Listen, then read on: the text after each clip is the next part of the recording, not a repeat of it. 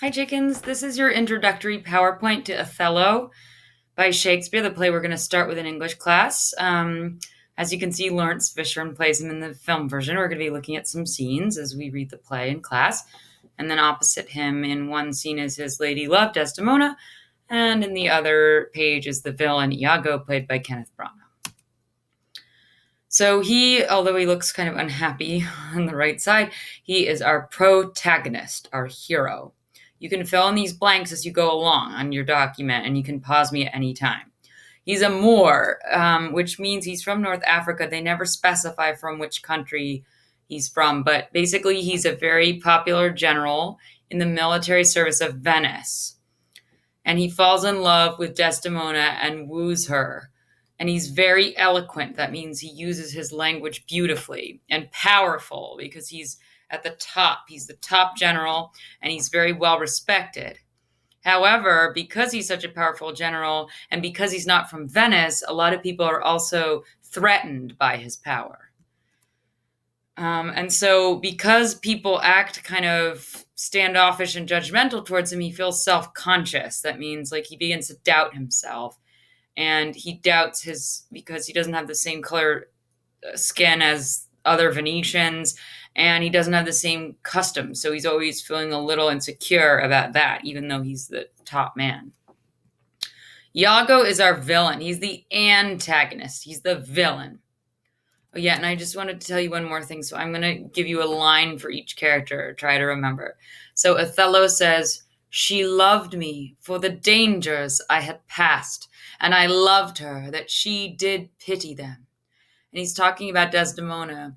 In the first act, he's telling Desdemona's father that she loved him for the dangers that he went through. And he loved her that she would listen to him and really listen to his storytelling about his dangers. So they're very much in love.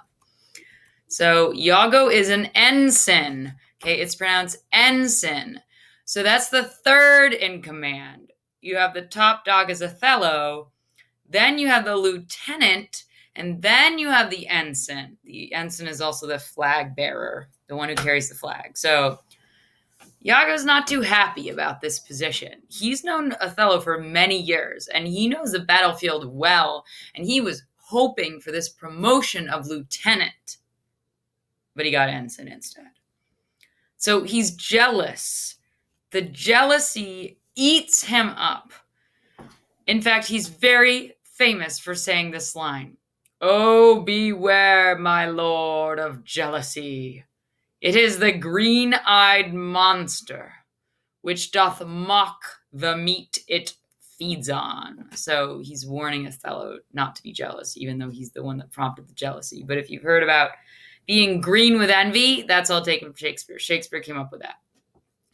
So Iago, the villain, is jealous because Othello gave Cassio, another character you're going to meet in a second, the role of lieutenant, second in command. And then Iago just gets ensign. So as a revengeful plot, Iago then steps in and he aims to bring Othello down. Desdemona is Othello's lady love. She's the daughter of a Venetian senator, so she's high on top. And guess what? Her father, Brabantio, is racist. He's judging Othello not only because he looks different from them, but because he comes from a faraway place in Africa, and he's afraid that he's going to take his daughter back with him because his daughter is very much in love with him, so he feels threatened. So then they elope behind his back. So they marry without him knowing. And then Iago wakes him up in the middle of the night and tells him, being Iago, being a betrayer. So Des, you can just call her Des if you don't feel like saying the whole name. Students last year just asked if they could abbreviate it, Des. She's self-determined, meaning she's not going to let her father dictate who she marries. She goes ahead and she marries Othello, even if everybody says that she shouldn't. And she follows Othello all the way to Cyprus. So the first act is in Venice, and then the next act goes right to Cyprus, which is very far away from her hometown. So imagine that you just run off with someone that you love, your family doesn't approve of, but you leave your country to be with them because you can't live without them. So she's utterly devoted to him. She truly loves him. She'd do anything for him, including, abandon her own father and her own culture. Okay, Cassio, he's the pretty boy, quote, pretty boy. I mean, he doesn't look that pretty in these pictures, but beauty is in the eye of the beholder. Oh, and I forgot the quote for her, okay? So in the first act, and her father is very angry at her and questions her about eloping with Othello. She says, "My noble father, I do perceive here a divided duty." So she says she's divided in duty to her father and her husband, and they're making her choose. Well, her father's making her choose. Now, here's back to Cassio. So Cassio's the one that Othello appointed as lieutenant, which is his second in command over Iago. So Iago's the mad guy who's plotting revenge because this guy, Cassio, got his part. And one of the reasons why Iago is so upset is that he's inexperienced. In fact, he's described as, very young, a young university boy, someone who knows maths and sciences really well, but who's never actually had enough experience in the battlefield. So it really makes, Iago mad. But he's very devoted to Othello. So Othello probably sensed that he was, very loyal to him. And now Iago decides, in order to get revenge on Othello, he's going to use Cassio's youth and good looks. He's also very good friends with Desdemona. They respect each other. But Iago is, in order to make Othello jealous, because Othello loves Desdemona above it all, he's going to play on Othello's insecurities about, remember, he was feeling insecure that he wasn't good enough for Desdemona because of where he's from. He's different. He feels like he doesn't fit in. Her father doesn't approve of him. And so do you understand what that means? So basically, Iago is going to try to convince Othello that Cassio and Desdemona are having a thing behind Othello's back. Which is not true, but he's trying to make that, a lie. And then probably Cassio's most famous line is he's all about his own reputation. He's a little bit egocentric and a little not very smart. So he has a line later on in the play that's like, my reputation, I have lost my reputation, the longest living and truest part of myself. He's a little bit of a drama queen. Okay, now we have Emilia. She's one of my favorite characters. She's actually the wife of Iago, and they don't really seem to love each other. I mean, she's devoted to him, but he doesn't treat women very well. And, she's Desdemona's lady-in-waiting, so she's her servant. And back then, women of that class, oh, look, I'm just going to make myself bigger, didn't have a lot of say in moving their station. So she's Iago's wife, Desdemona's maid / best friend. She's cynical. That means her worldview is not bright. She's a little bit like, yeah, this pandemic, we're all going to get sick anyway, so we might as well do herd immunity. That's kind of a cynical view on the pandemic, right, guys? So she just kind of, I think because she's been so mistreated by men, including her own husband, her view is that most men are just nasty and mean to women. And then she becomes very close to Desdemona, and then she begins to doubt Othello because she really believes in how devoted Desdemona is. And her most famous line, I would say, is when she and Desdemona are having this talk about whether or not men are faithful to women. And she says, else let them know the ills we do, their ills instruct us. So she's basically saying if men cheat on their wives, if women cheat on their men, it's because the men have taught them how to cheat. That's her famous line. Okay, so Rodrigo, he's kind of like a fool in the play. He's really kind of silly, and you can see from the facial expressions, he always looks surprised. So he's in love with Desdemona also, but clearly Desdemona has no interest in him. Um, she's in love with Othello. Sorry, I hope you're not falling asleep the way I am. He's not really young. Just ignore the young thing.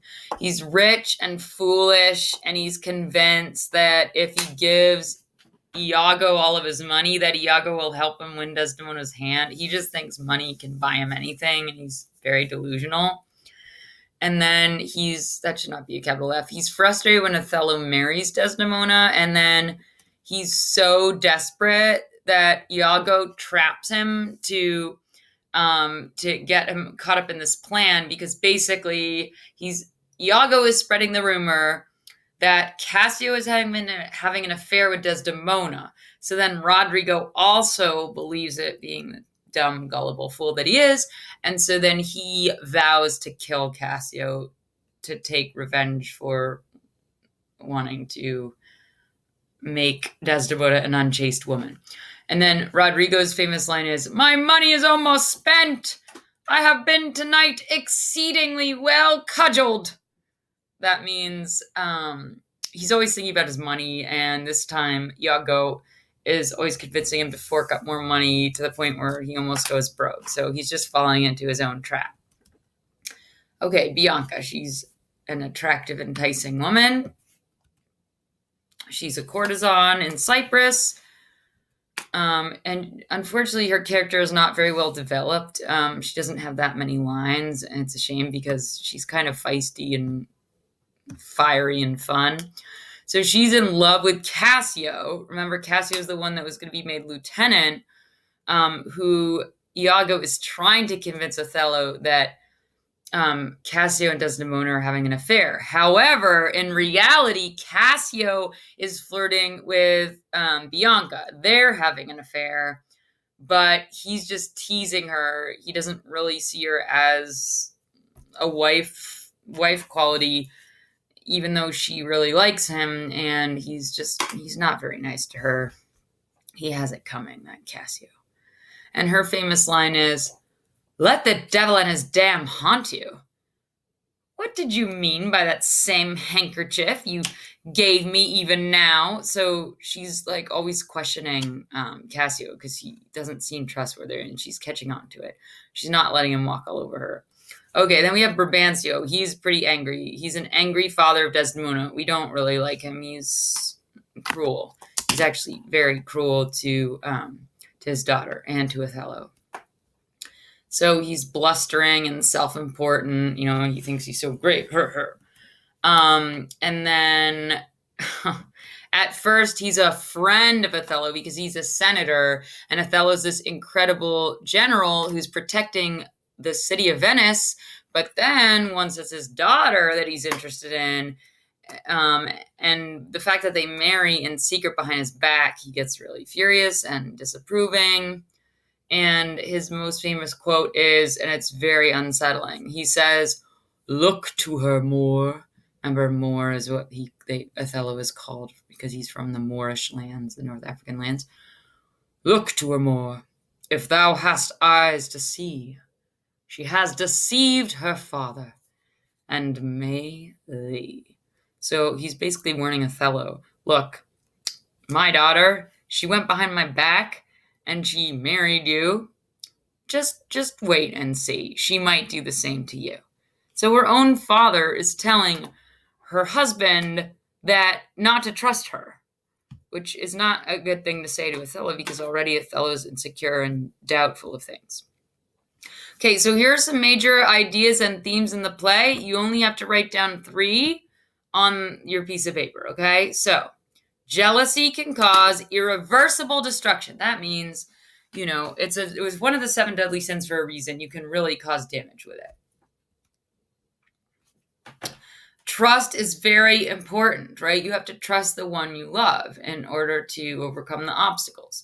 So notice how these themes are in statements. When you write your papers, you're not going to say, oh, one theme in the play is jealousy. No, That's a motif, right? A theme expands out to a whole sentence. It's not just a thing. Appearance can be different from reality, right? That's similar to you can't judge a book by its cover, but we don't want to be cliched. Racial and cultural prejudice. Okay, this is relevant today's time. Internalized prejudice is destructive to civilization. If you prejudge a group of people, you're going to create poison and toxins in the atmosphere, and they're going to come home to bite you. It's not good to judge another group of people and to treat them badly. Okay, manhood and honor, that's important, is valued sometimes above all in a patriarchal society. So patriarch means ruled by men. So in this case, men were in charge, women had to abide, and it was all about manhood and honor. So like I told you that Cassio quote when he goes, reputation, I've lost my reputation. And it's similar to Othello. Like if he thinks he's a cuckold, meaning if he's convinced that his wife is having an affair with Cassio, he's not going to be very happy. He thinks he's going to lose his honor. Okay, now this part is a little more confusing. For those of you who want to write about the women in the play, you have that option. So womanhood and sexuality are misinterpreted by men. So men dictate the roles that women should play. They either see them as virginal and loyal, like Desdemona, or whorish and unfaithful, like Bianca. So they just see them in two different stereotypes. So then those women who are powerless, they just then play the roles that the men dictate them to do because they feel like they don't have any other choice. So that's pretty sad. Nowadays, we're lucky enough that women are beginning to gain the freedom to be able to play whatever roles they want.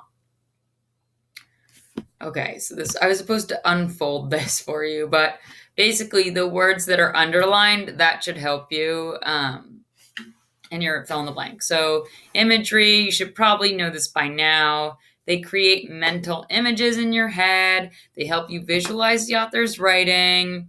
Close your eyes as I read this to you. The gushing brook stole its way down. The lush green mountains dotted with tiny flowers and a riot of colors and trees coming alive with chirping birds.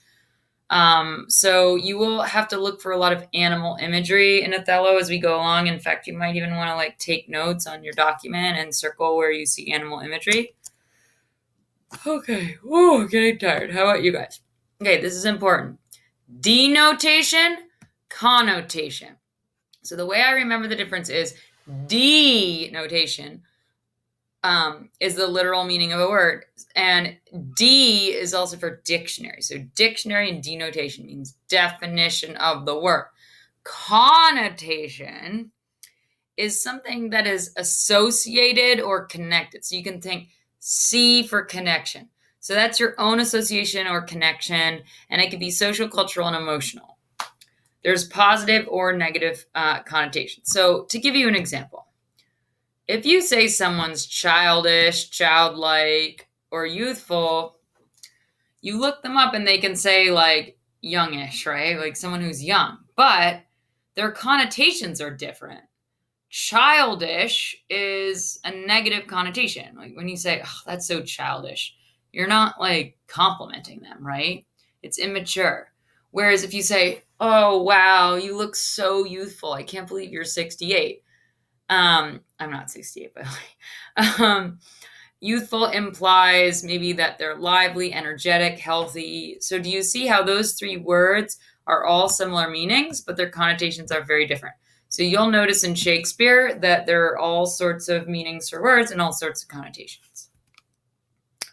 Emotive language. Look, I picked the emojis there. There's pity and sympathy, anger, hope. So emotive language is very prominent in Shakespeare. And in fact, when we read the scenes out loud, you'll really get a sense of the words and acting them out. So they make the reader feel something. They have a greater emotional impact on you. They can evoke positive emotions, such as, oh, this was taken from a newspaper article. Brave grandma risks her life to save an emaciated orphan. Emaciated means very sickly. Okay, so that's a good thing. Yay. Even though you feel really bad for the sick kid, the brave grandmother rescued him. Or it could be more negative. Abandoned children found in filthy, flea-infested flat. Do you see I used alliteration there too? Filthy, flea-infested flat. That was British. Flat is an apartment. Okay, what's a tragedy? For those of you who read Macbeth or Romeo and Juliet or Julius Caesar, you should know this by now. It's a kind of drama that presents a serious subject about human suffering and terrible events in a dignified manner. Some of you might have experienced tragedy this summer. I certainly have. As you know, my mom and my grandmother died this summer, but I'm trying to be positive, and being in this classroom with you guys is one of them. It was one way to be positive. Okay, so the reason why tragedies are written ever since, Aristotle's era in the Greek classical theater is catharsis. Okay, repeat after me. Catharsis. That's a really good word to know. So that means that as an audience member or as a reader, as the character is going through these tragic events, so as you might imagine, based on what I've told you so far with the play, Othello is the person who's going through a tragic event. And then as he's going through that, we, the audience and the reader, we feel the same emotions and we feel pity and fear. So that is what catharsis is. It's when the audience is also invested so much in the action of the play that we feel it too. So ultimately, it's the release of the tension that restores or refreshes the spirit, because at the end of the play, we realize that, as Shakespeare says, his art holds a mirror up to nature so that we see our own reflections in what we read. Okay, tragic hero, you've probably heard this before if you read Macbeth. So it's the protagonist who faces adversity. That means events that are going against him, or demonstrates courage in the face of danger. And he faces downfall, a fall from grace. And it's also defined as a person who must evoke, that means make us feel, a sense of pity and fear in the audience. He's considered a man of misfortune who comes, a misfortune that comes to him through the error of judgment. So he makes a dumb mistake and then he has misfortune. So for those of you who read Macbeth, we can apply Macbeth to that, because he falls prey to the witches' prophecies. He listens to the witches, and then he listens to Lady Macbeth, and then he goes ahead and he kills King Duncan, and, then he starts he tries to kill his own best friend and tries to murder people who get in his way, and therefore he leads to his own downfall because he was misinterpreting some prophecies and listening to his manipulative wife. Some characteristics. Okay, so this is a little more complicated, but I'm going to go nice and slow so you can write it down in your guided notes. Hamartia. Repeat after me. Hamartia. It's the tragic flaw that causes the downfall of a hero. Okay, so you can just abbreviate and say tragic flaw. Hubris. Excessive pride and disrespect of the hero for natural order. You can just write excessive pride. Peripeteia. The reversal of fate that the hero experiences. You can just write reversal of fate. Anagnorisis. Anagnorisis. There we go. It's when the hero makes an important discovery in the story. So you could just say important discovery. Nemesis. That's the fortune that the protagonist could not avoid because of the retribution of his hubris. So just say an unavoidable fortune. And then catharsis, I already said. That's the feelings that we feel, the feelings of pity and fear. Okay, so, sorry guys, we're almost here. Aside, soliloquy, monologue, what's the difference? Okay, I'm going to ask you this as we read along. An aside is a short comment or speech that a single character delivers directly to the audience or himself while the other actors on the stage cannot hear. It is simply short commentary that reveals hidden secrets or private opinions and reactions of the characters. Think a side note. So that's really important. Like, a side is a side note. Iago has the most power in the play, even though Othello is literally the highest general, but Iago knows how to. He's a bad egg, and he knows how to contaminate everyone. He's poisonous, toxic. So he has a lot of asides to the audience. He confides in us. He brings us into his power too. A soliloquy, those are the ones I love.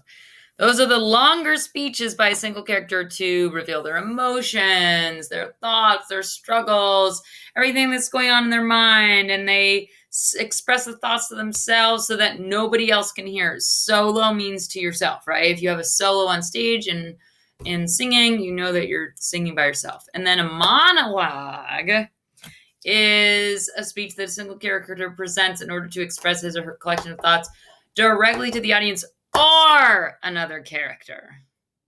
So that's how it's different. A monologue can be to the audience or to another character, but a soliloquy is nobody hears it except, oh my God, except by the audience. Okay, so with that in mind, let's start reading. If you have any questions, just email me.